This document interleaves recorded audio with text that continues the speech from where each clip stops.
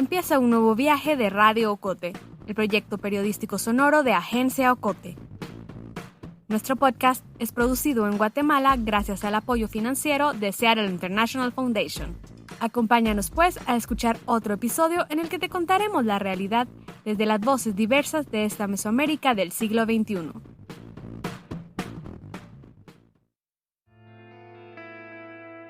En Pavón, cuando llegamos, el jefe de Pavón ordenó. El jefe era un prisionero en Pavón. Y el jefe ordenó que no nos tocaran un pelo, porque él era un fan de nosotros. A él le encantaba la música que nosotros tocábamos. Él es el músico, productor y compositor David de Gandarias. En 1970, con 18 años, era el baterista de la banda de rock psicodélico Los SOS. Y sí, escuchaste bien, los SOS estuvieron en la granja penal de Pavón. Viene y dice, ¿dónde están los SOS? Son esos, dice el director de la prisión, que es un prisionero, dice, bienvenidos muchachos, no me les van a tocar un pelo, me los ponen en buenos lugares y todo, es mi grupo preferido. Entonces tuvimos suerte, porque teníamos gente que nos quería.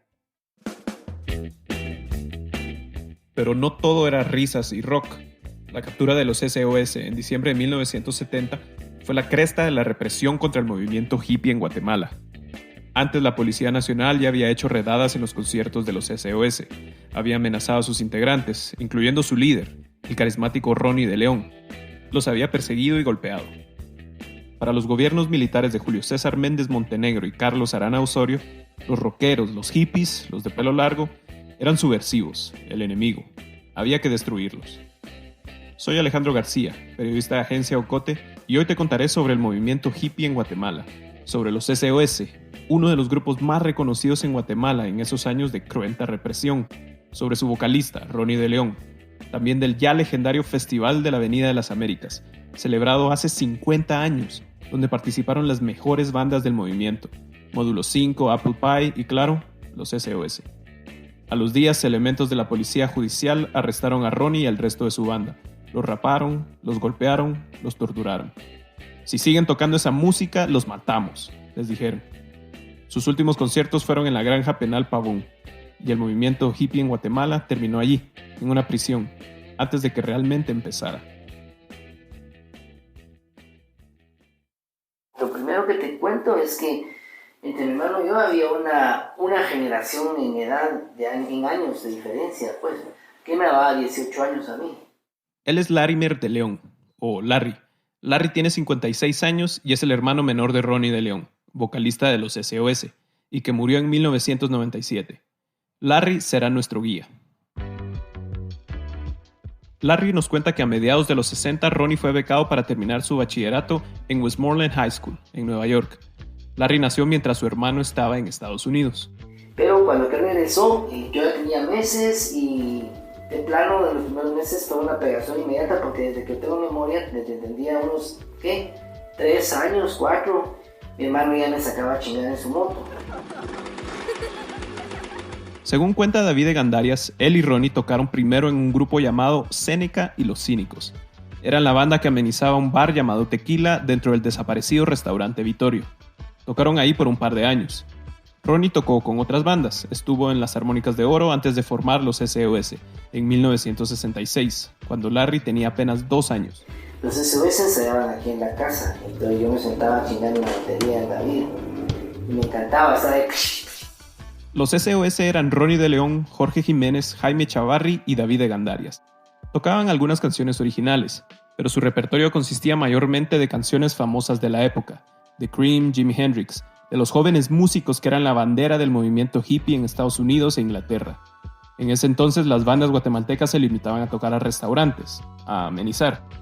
En el documental Alternativa, la historia del rock, el músico Luis Galich dice que en ese entonces los conciertos eran mal vistos, pero ya empezaban a aparecer bandas como Plástico Pesado, Apple Pie, Módulo 5, La Compañía. La cuestión es que Se dio una oleada de grupos, una oleada de bandas dentro del ámbito nacional. Así sonaban los SOS. Yo recuerdo la vez que nos vimos, fue una vibración y no sé la razón. En ese momento me recuerdo del movimiento, porque en la casa de ensayo a mí me encantaban los amplificadores de bajo, que eran los más grandes, porque yo cabía dentro de esas mierdas. Entonces así andaba cuando subían las chivas al carro. Yo andaba ahí, para adentro del amplificador, y así Jorge Jiménez me sacaba haciéndome cosquillas, mi hermano también. A veces ponían a tocar el bajo y para pegarme el susto, así pum, dando nota bajo, y yo, ¡puta! Pronto la banda empezó a tocar en restaurantes, al aire libre, en las entradas de los cines antes de la función, en los cines Capitol, Cine Capri, Cine Latino en la Zona 5. Pero con su popularidad llegó también la represión. Larry cuenta que su hermano y los SOS tocaban con frecuencia en el Cine Latino, con las luces apagadas mientras se proyectaba en la pantalla los dibujos animados de Sidney el Elefante, creado por el caricaturista Gene Ditch. Me recuerdo que viendo esas caricaturas cabalmente, el gran olor a mota por todos lados, la mala, ja, ja, ja, ja. Cuenta Larry que esa caricatura lo hipnotizaba. Veía a Sidney huyendo de ratones, hablando con leones y apenas visible a través del halo pálido del humo de marihuana. Tocaba la banda en ese momento con la caricatura detrás y silenciada, vamos en mute. Entonces escuchabas el musicón y la caricatura echando verga.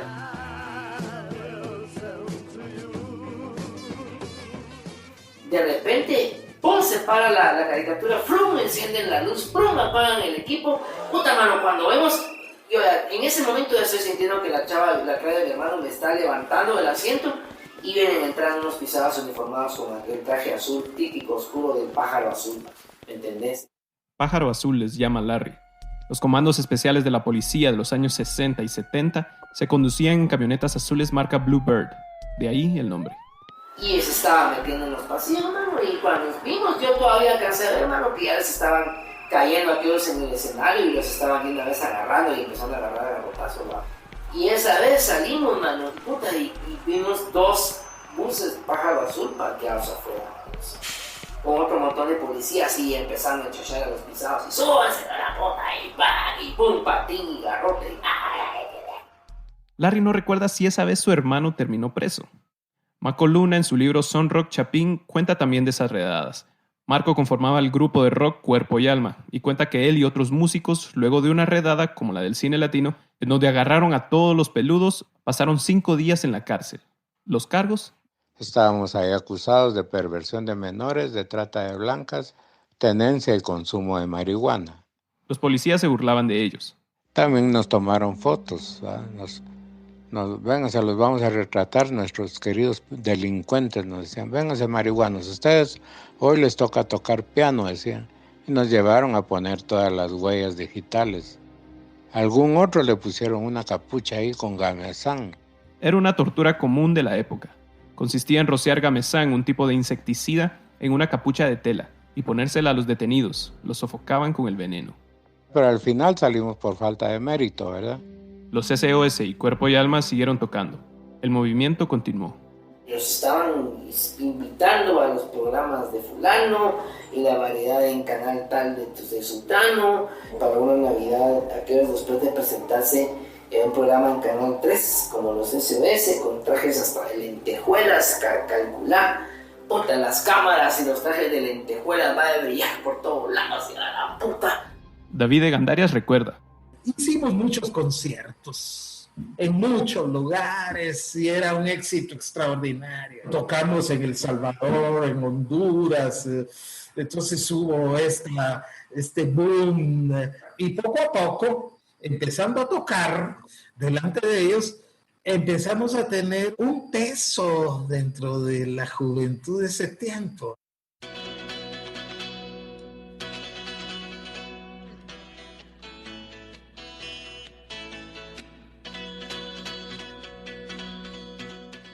Y llegó el sábado 1 de noviembre de 1970. En esa fecha se celebró el Festival Avenida de las Américas, conocido después como el Woodstockito, en honor al mítico concierto de 3 días Woodstock, celebrado en Estados Unidos un año antes y donde tocaron ya legendarios músicos como Joan Baez, Carlos Santana, Creedence, The Who y Jimi Hendrix. Fue pues la cúspide del movimiento hippie y la música en los años 60. El Woodstockito prometía ser el concierto más importante del movimiento rockero en Guatemala. 5 bandas iban a tocar gratis: Módulo 5, La Compañía, Los Prince, Los SOS y Apple Pie, a quienes escuchan con Venus, una canción de los holandeses Shocking Blue. Larry, con apenas 5 años y meses, también estuvo ahí. Desde temprano empezaron, mano. El concierto fue en la ahora Plaza Juan Pablo II. Yo me recuerdo que ya llegando ahí, aún no habían llegado los demás, no estaban las chivas todavía en su lugar, era muy temprano en la mañana. Yo me puse a caminar en el borde de ese como muro que está atrás del monumento, ¿va? Pero mira, mano, me recuerdo haber visto eso ahí y haber sentido el silencio a esa hora porque fue día domingo, si no estoy mal, o sábado, no sé, porque había una tranquilidad en el lugar, mano. Y a huevo, una hora así como que aquel silencio de una mañana tempranera. La revista La Semana registra que asistieron unas 3,000 personas. Larry y David apunta que pudieron haber sido más de 5,000. Las fotos que conserva Larry de medios locales muestran hombres y mujeres con el pelo largo y lentes de sol, con sombreros, algunos con camisetas con flequillos largos y morrales. Por supuesto, también llegó la policía. Todo pudo terminar antes de empezar. Fue precioso, ¿eh? Porque vienen estos y rodean. Y tienen algunos cientos de policías, ¿eh? Algunos cientos, porque para rodear la plaza sí se necesitaban por lo menos unos 200, ¿eh? Que rodeaban la plaza y todo. Y llegaron con estos buses azules, como siempre. Es decir, esto está prohibido. Viene un policía y con su sirena y todo. Viene y dice: este concierto se prohíbe porque está fuera de la ley. Entonces, más después del corte.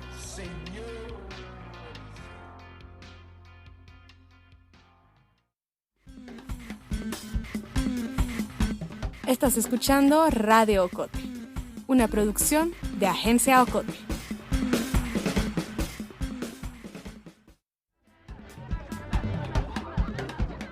En Agencia Ocote queremos formar una comunidad activa. Síguenos en redes sociales como Agencia Ocote. También te invitamos a unirte al círculo de oyentes de Radio Ocote. Búscanos en Facebook. Somos La Fogata.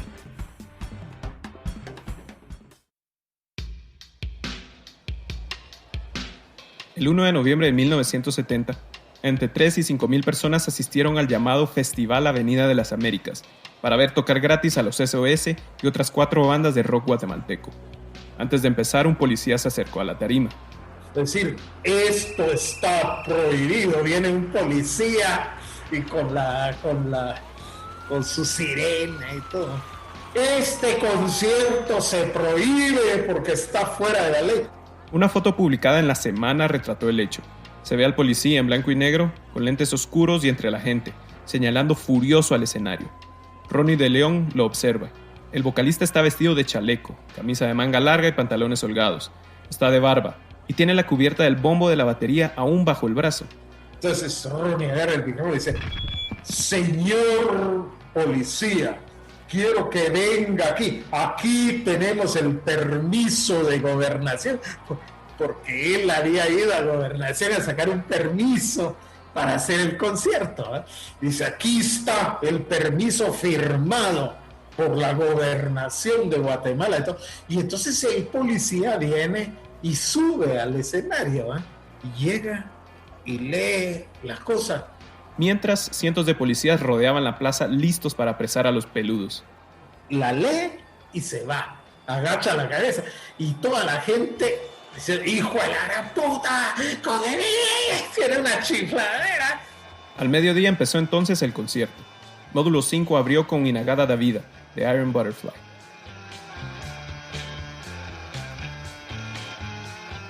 Sí, nosotros los del Cuerpo y Alma fuimos como público, porque fíjate que nuestra banda se acaba de formar. Escuchan de nuevo a Maco Luna, vocalista de Cuerpo y Alma.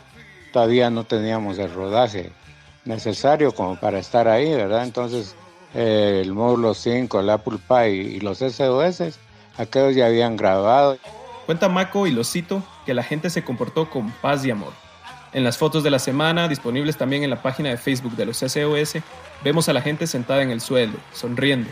Algunos, los de atrás, acaso los que llegaron más tarde, de pie, viendo inmóviles a los rockeros. Sonríen, aplauden y fuman. Muchos fuman. Fuman mucho. Ahí se fumaba mota, pero toda la gente tranquila, ¿oíste? No bailaba ni cantaba, solo escuchaba y aplaudía. Y así, canciones de Grand Funk, de Santana, canciones de Tierra Rara.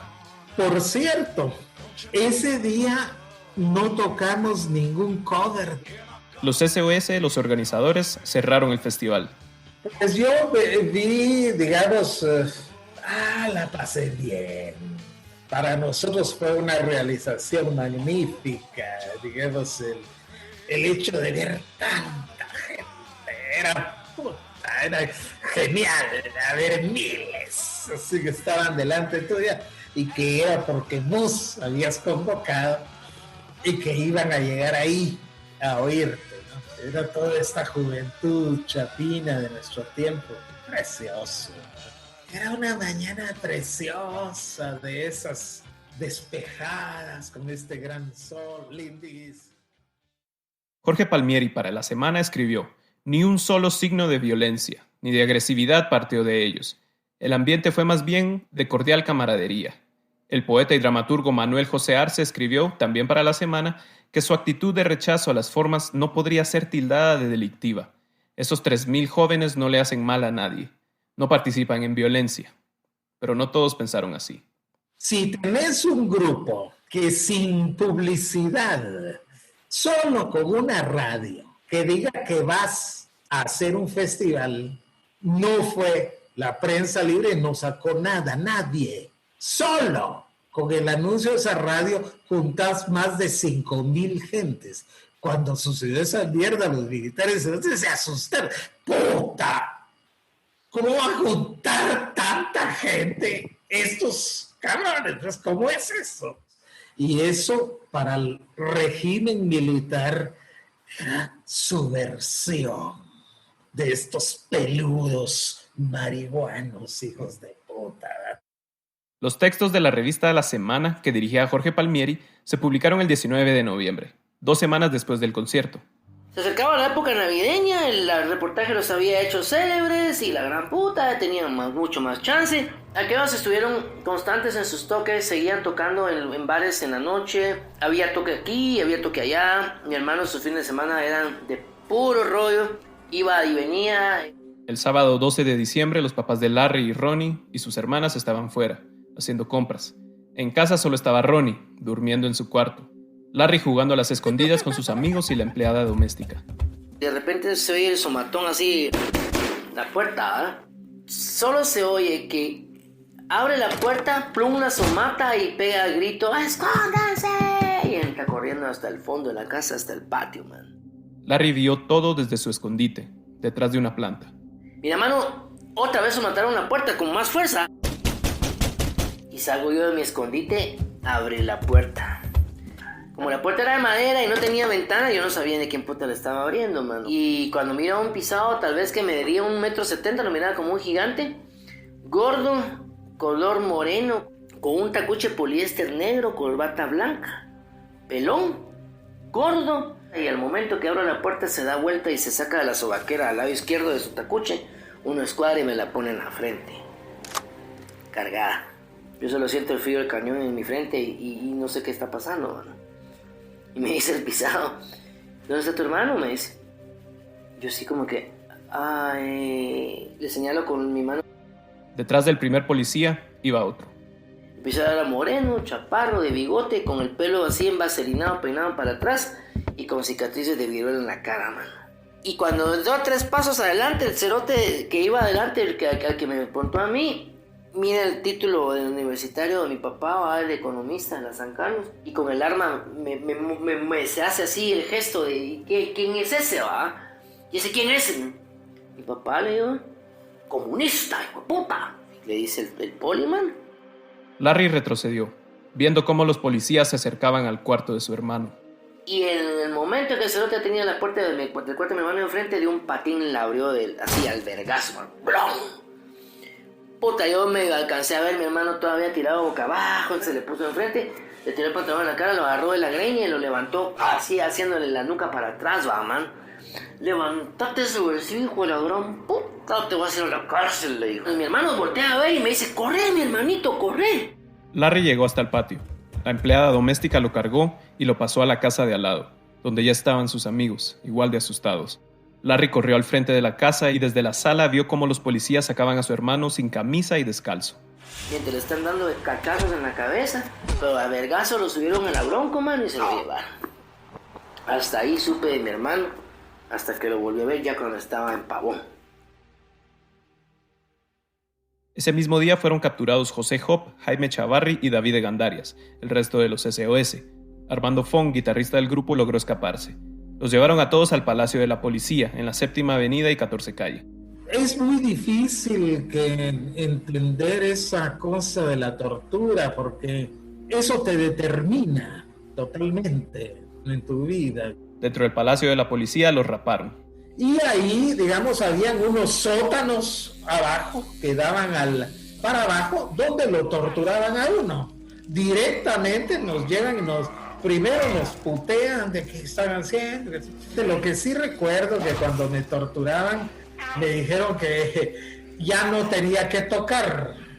Me preguntaron si tenía que ver con la guerrilla. No sos guerrillero, cerote. Pero digamos, cuando te torturan solo.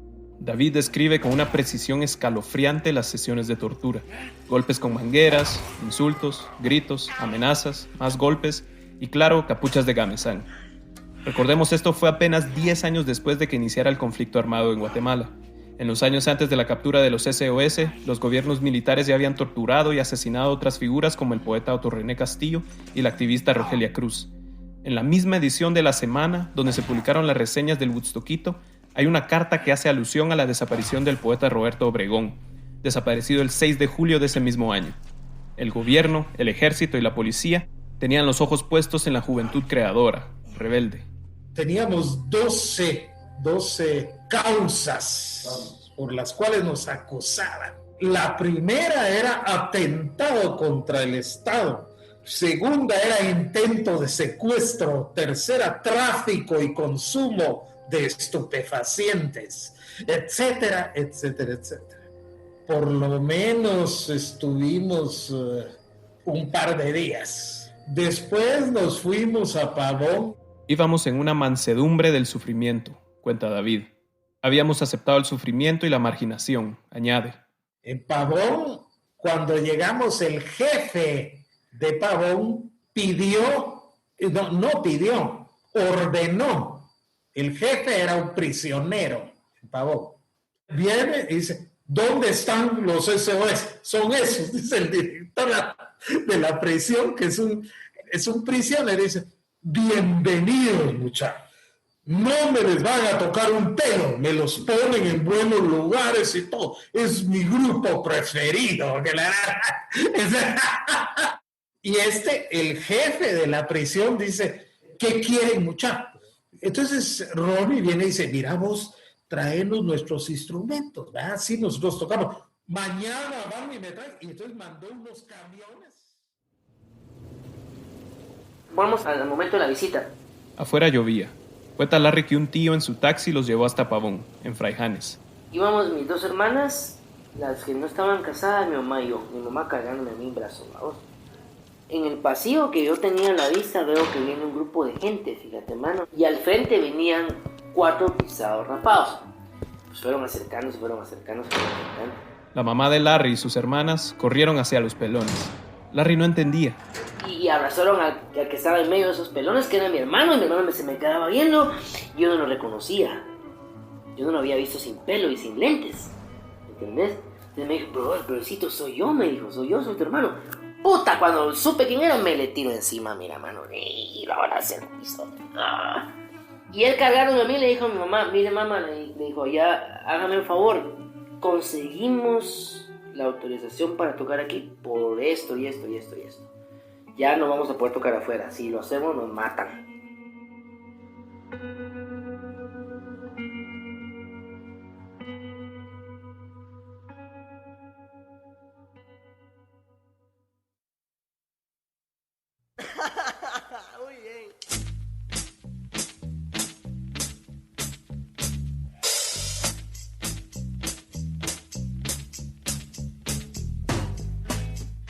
el 20 de diciembre de 1970, los SOS iniciaron su última serie de conciertos, en Pavón. Tocaron todos los días, en una especie de auditorio, según cuenta David. Los presos felices, cuenta el baterista. Tocaron en sus posadas, hicieron sus toques, hasta de plano la madrugada del 1 de enero. Ahí se acabó la historia de los SOS. Los SOS fueron José Hop, Jaime Chavarri, Jorge Jiménez, Armando Fong, David Egandarias y Ronnie de León. De los 6, solo David y Ronnie continuaron en la música. En 1983, David ingresó al conservatorio Gioacchino Puccini y estudió en la Universidad de Padua, Italia. Fue director de Musicartes, una asociación sin fines de lucros de músicos para gestionar los derechos de autor en Guatemala. Luego de los SOS, Ronnie de León integró otras bandas con más bajo perfil. Las fueron Xibalbá, Sot, Liverpool y Por Siempre. En 1994, Ronnie, junto a su banda Liverpool, abrió el Festival Libertad de Expresión Ya. 3 años después, el 17 de noviembre de 1997, Ronnie fue asesinado en la puerta de su casa. Este año se cumplen 23 años de su muerte.